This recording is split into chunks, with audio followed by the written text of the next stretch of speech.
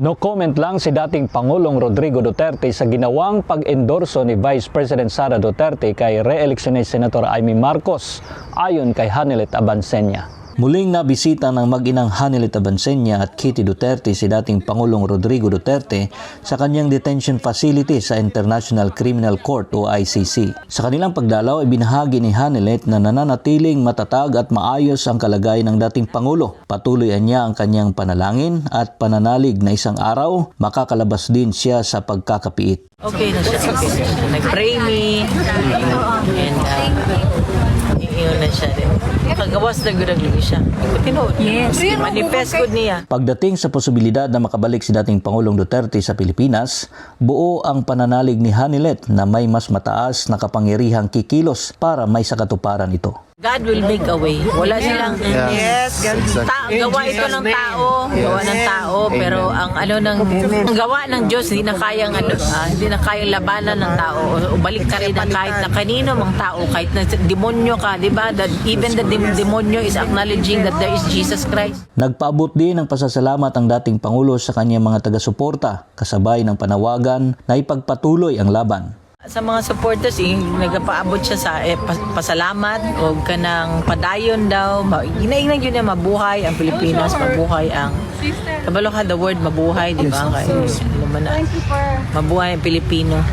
Daghang salamat yun. Kabalo siya na every time na naitaw.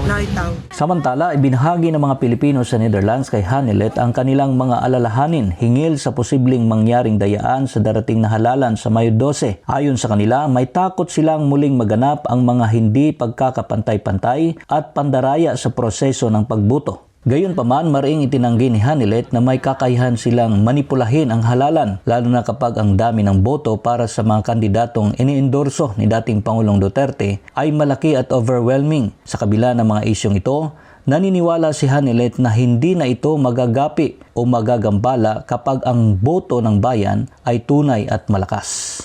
Kana galing tikas, they can only do so much. I am telling you, they can only do so much. Pag overwhelming gani ang kuan boto, dili na nila makaya.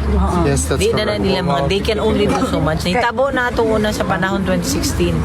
Na magito gyapon tikas, pero sa kadako sa diboto sa iya wala gyapon. Kaya muling hinimok ni Hanelet ang publiko na bumoto ng diretsahan sa mga kandidato ng PDP laban. Siyempre, botohan na to. Kailan naman ta sa atong botohan, katong tinuod na tao, o tinuod nga magserbisyo.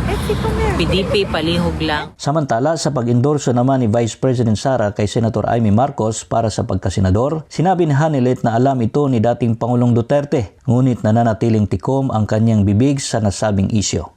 Awareness. Okay. Awareness. Wala siya nag-comment. Sa kanyang personal na pananaw, pinili na lamang ni Hanelet na sarilinin ang kanyang saloobin ukol sa isyong ito. Wala lang to ako itago. Huwag makakita.